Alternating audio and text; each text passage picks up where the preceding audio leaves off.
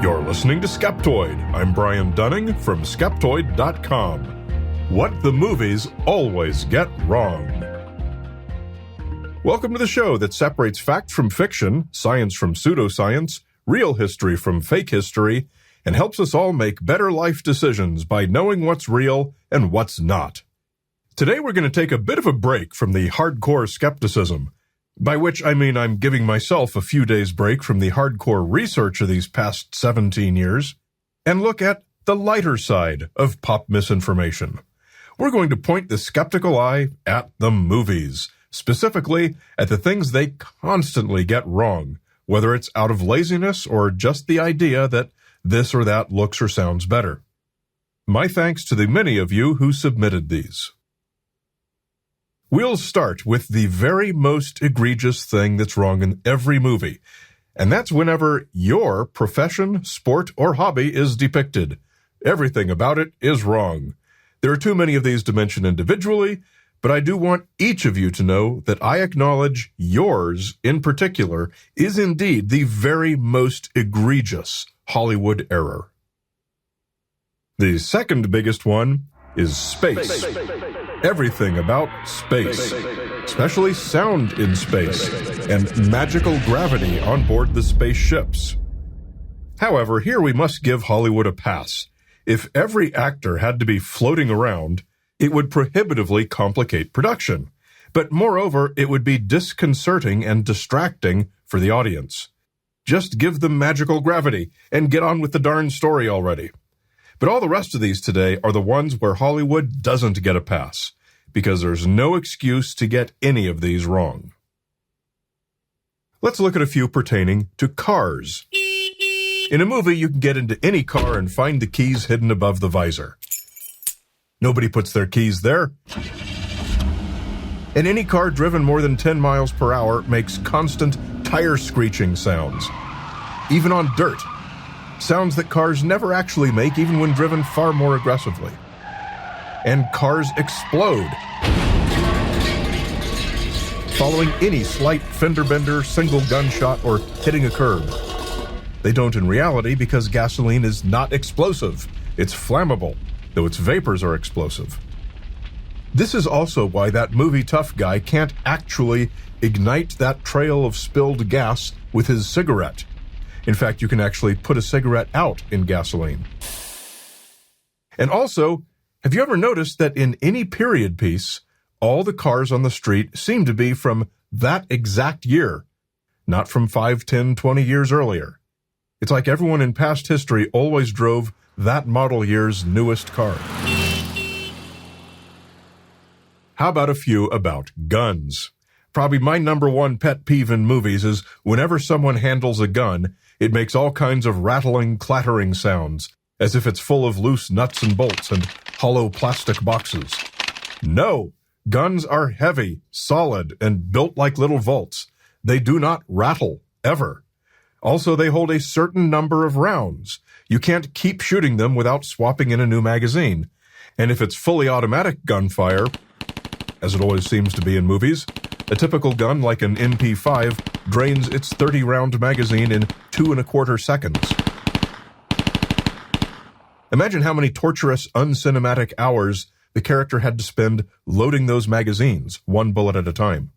And once you do shoot someone, they always go flying back like they got hit by a running bull. Newton's third law, the force experienced by the bullet recipient, is equal and opposite to that felt by the shooter, not 500 times as much. But regardless, it's pretty quiet if they use a silencer, right? Wrong. Silencers, or suppressors, can only take roughly 30 dB off the sound of a gunshot, hardly silent. And most people probably wouldn't even notice the difference. And also, bullets rip the heck out of you. You don't just get shot, grimace, say, "I'll be all right," and go on with the adventure, and are 100% by the next day. One final gun one here. How many times have you seen a cop use his gun in a movie, and then somehow manage to stay on the job, finishing out the investigation? Nope, doesn't work that way. Cops are generally reassigned or given leave after any discharge of their gun until it can be fully investigated. Except in Hollywood.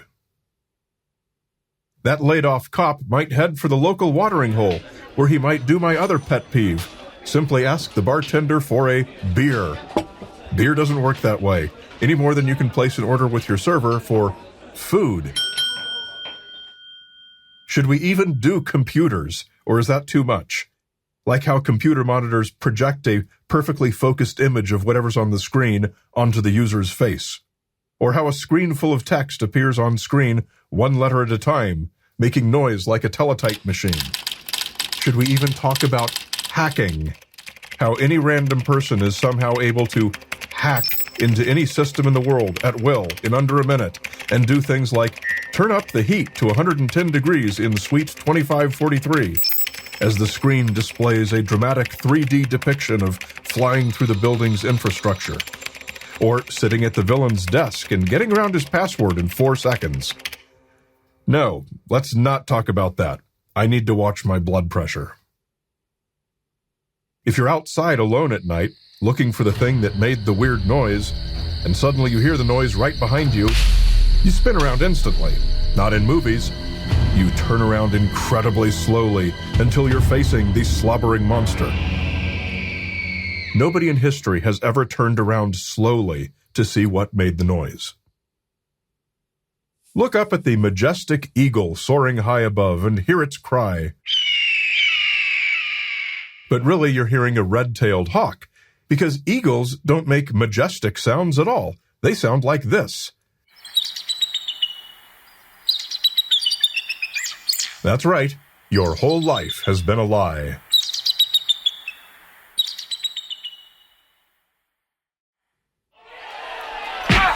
When you're engaged in a brutal hand-to-hand fight with an enemy, and you kick his knee backwards so that it makes an audible crunch, he is done. Or at a minimum, his leg is done. He doesn't shake it off and continue fighting with full athleticism a few seconds later. He will need surgery before walking again, followed by months of rehab. Or a bottle is broken over his head. No, skulls are not stronger than bottles. And in that fight, God forbid someone crash into some glass, because movie glass never breaks the way actual glass breaks, which in modern buildings is often not at all. When the phone rings, movie characters can just pick it up and the other person will start talking. No hello needed. And then they almost always just hang up the phone without saying goodbye. What's up with that? Who does that? And when they do, the other person gets a dial tone. No, telephones don't work that way. You also can't just call and leave a message. No, in reality, you have to sit through. Your call has been forwarded to an automated voice messaging system. The person you have called is not available. At the tone, please record your message.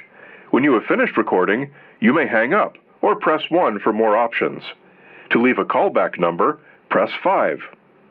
I want to see the movie where the person has to leave an important message and every second counts, but they can't because that stupid recording keeps droning on. Oh no, your friend is dead? No heartbeat? Totally flatline? Grab that defibrillator off the wall and jumpstart him. No, defibrillators don't work that way. They can hopefully straighten out an irregular heartbeat, but they don't start a heart that's stopped. And if he's had a drug overdose or has just been exposed to some poison gas, no, there is no such thing as a dramatic stabbing of a giant syringe directly into the heart to inject adrenaline or anything else. You ever see a helicopter pilot in a movie? Which seat was he sitting in? Probably the left seat, like he's the captain of a plane or driving a car. Well, guess what? Helicopter pilots almost always sit in the right seat, not the left. This is due to the layout of a helicopter's controls. Today, most helicopters have the collective on their left side and the cyclic between their legs. The cyclic requires more constant attention than the collective, so most pilots keep their right hand on it all the time. This allows them to use their left hand to operate things like the radio and navigation, which are on the dash in front of them. It would be too long of a reach with the left if they were in the left seat. At this point, I've got so many miscellaneous ones here that we're going to finish up with a lightning round. If you call your buddy and tell him, quick, turn on the news, they're talking about X, He'll probably miss it by the time he gets to his TV and finds the right channel. He won't get to hear the complete report from the beginning, unless, of course, he's fortunate to hear it start and just to recap, at which point they repeat the entire story. If a bad guy knocks you out, you won't conveniently wake up a few hours later with just enough of a headache to make a little joke. You have a serious traumatic brain injury and absolutely require medical care, and your recovery will take some time.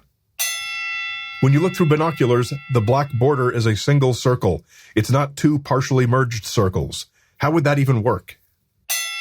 Crawling through a building's ductwork wouldn't work for many reasons. First, they're not nice, clean metal.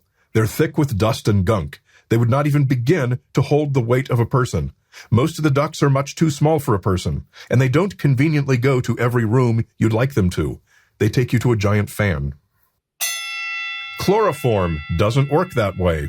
Slapping a chloroform-soaked rag over someone's face takes about 5 minutes to produce unconsciousness. Less than that, it's only going to deliver dizziness and headache. It might also produce death. It's actually really dangerous, which is why it's no longer used. It was replaced by ether, which takes even longer, at least 15 minutes. Your hero can't swim around underwater and perform complex tasks. Without goggles or a mask, nobody can see underwater very well. "Oh no, your buddy's hanging off the side of the building. Quick," you shout, "grab my hand." But in reality, almost nobody is strong enough to hold the weight of a person with one hand, or even to hold themselves up with just one hand. Did that explosion go off right next to you, sending you tumbling from its concussive force? Well, guess what? There's no way you're getting right back up and continuing to run. You're shot full of shrapnel, probably fatally. Also, barotrauma, blast injury, has probably destroyed your lungs, auditory organs, eyes, brain, and gastrointestinal tract. Many period pieces show women being tormented and forced to wear painfully tight corsets. In fact, corsets have never been torturous to wear. Many women wear them daily, even today, as they are supportive, comfortable, and in no way painful. Finally, all English accents for all foreigners, bad guys, and aliens. All the time. Since you're a premium member, we're now going to continue with some extended content that the free listeners don't get. Here it is. One more thing that so many movies do, and I wouldn't exactly say they're getting something wrong, is including the famous Wilhelm scream at virtually every opportunity. Yes, you've heard it before, more times than you would ever imagine. Here's how it all got started. The 1951 movie Distant Drums had a scene in which a character got eaten by an alligator. The studio, Warner Brothers, wanted a really good scream for that, better than anything they already had in their library. So an actor was brought in who was believed to have been Sheb Woolley, 1921 to 2003. Here is the original recording session in which Woolley is working under an unknown director. A man getting bit by an alligator and he screams. Okay, quiet. Hey, quiet. Stood out towards me. Okay, right.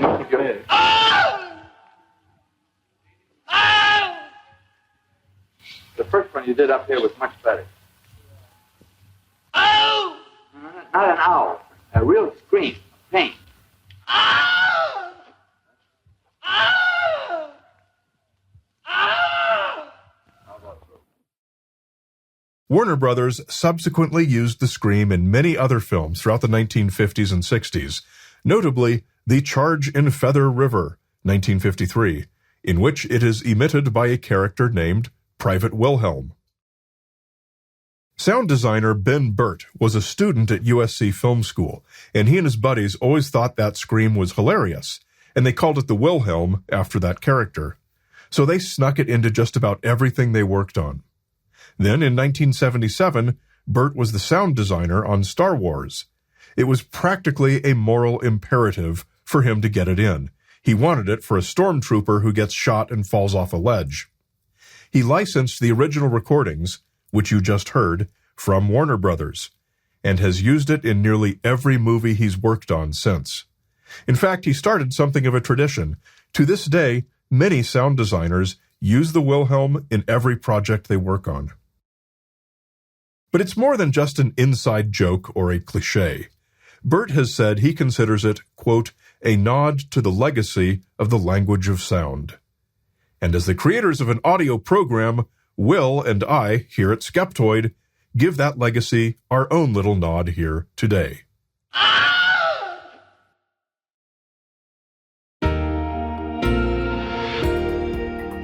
A great big Skeptoid shout-out to our premium supporters who make the show possible. Tom Larson, Nathan and baby Rebecca, Adrian from Calgary, and Casey Haggist. Come join in the discussion of this episode in our private Discord channel. Just visit skeptoid.com/discord. And if you want to join our educational mission, the most tax-friendly way to support a charity is to donate stocks. When you donate appreciated stocks, you may pay 0 capital gains tax and still be able to deduct the full appreciated value. Be sure to consult with your tax advisor. To learn more, visit skeptoid.com/giving and help bring more Skeptoid material to more people. Skeptoid is a production of Skeptoid Media. Director of Operations and Tinfoil Hat Counter is Kathy Reitmeyer. Marketing Guru and Illuminati Liaison is Jake Young. Production Management and All Things Audio by Will McCandless. Music is by Lee Sanders. Researched and written by me, Brian Dunning. You're listening to Skeptoid, a listener-supported program. I'm Brian Dunning from Skeptoid.com.